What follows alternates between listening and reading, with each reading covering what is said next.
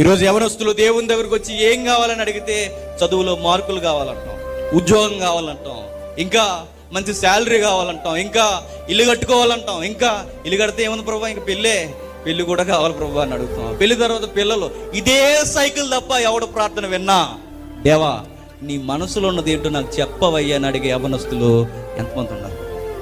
నా జీవితం ఈ పట్టణంలో నన్ను పుట్టించావు, ఈ ఊర్లో నన్ను పుట్టించావు, నేనేం చేయాలి, ఇక్కడ నీ కొరకు నేనేం జరిగించాలని దేవుడిని అడిగే యవనస్తులు ఎవరున్నారు?